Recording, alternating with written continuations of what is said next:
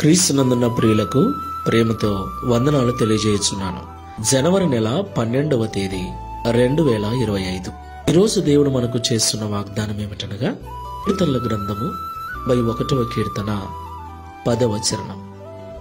నీకు అపాయమేమియో రాదు, ఏ తెగులును నీ గుడారమును సమీపించదు. ఆమేన్. నా ప్రియమైన సహోదరి సహోదరులారా, మనమందరం కూడా ప్రస్తుతం అంత్య దినములలో అపాయకరమైన కాలములలో జీవిస్తూ ఉన్నాం. యేసుక్రీస్తు ప్రభుల వారు రెండవసారి ఈ భూమి మీదకి రాబోతున్న దినాలలో మనమున్నాం. ఈ యుగ సమాప్తికి చివరిలో మనమున్నాం. ఈ ప్రస్తుత దినాలు భయంకరమైనటువంటి తెగుళ్ల చేత, ప్రతిరోజు ఒక క్రొత్త రోగము చేత, క్రొత్త వైరస్ చేత లోకమంతా కూడా భయానకంగా మారిపోతున్నటువంటి పరిస్థితులు. ఒక పక్క కరువులు, మరొక పక్క యుద్ధాలు, మరొక పక్క తెగుళ్ళు.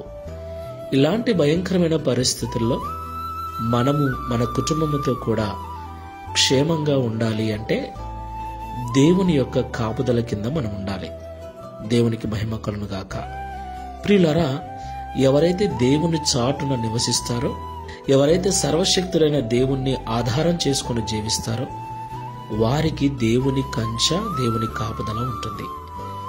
దేవుణ్ణి ఆశ్రయించకుండా, దేవుని చాటున నివసించకుండా మన రక్షణ కొరకు ఎన్ని ప్రయత్నాలు చేసినా, ఎన్ని హాస్పిటల్ చుట్టూ తిరిగినా, ఎంత సంపదను సమకూర్చుకున్నా క్షేమంగా ఉండలేము.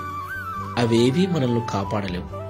కేవలము దేవుని చాటు మాత్రమే, దేవుని నీడ మాత్రమే, దేవుని కాపుదల మాత్రమే మనల్ని సురక్షితంగా ఉంచుతుంది.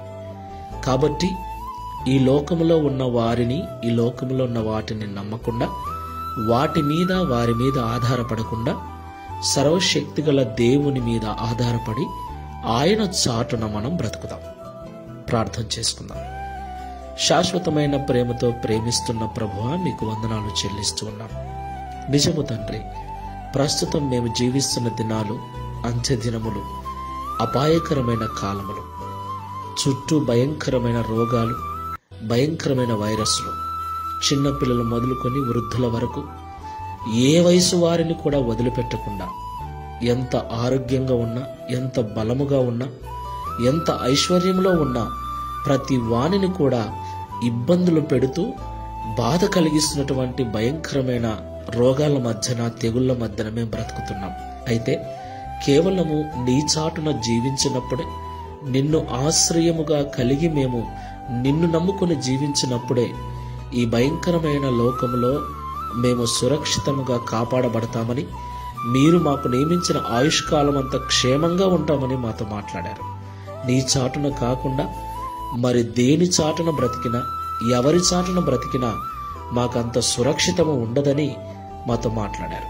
ప్రభువా, డబ్బును ఆశ్రయించి, పదవులను ఆశ్రయించి, లోకములో మరి దేనినో ఆశ్రయించి నేను సురక్షితంగా ఉంటానని భ్రమపడుతున్న వారిని జ్ఞాపకం చేసుకుని ఈ మాటల ద్వారా వారి మనస్సును మార్చి, నిజంగా వాటన్నిటి మీద నుండి మనసు తొలగించుకొని సర్వశక్తిగల దేవుడవైన నీ మీద మనసు పెట్టుకుని జీవించుటకు, నీ చాటున బ్రతుకుటకు సహాయం చేయమని, తద్వారా ఈ దిన వాగ్దానమును మా అందరి జీవితంలో నెరవేర్చి మహిమను పొందుమని యేసుక్రీస్తు వారి నామములో ప్రార్థిస్తున్నాము తండ్రి. Amen. Praise the lord. God bless you.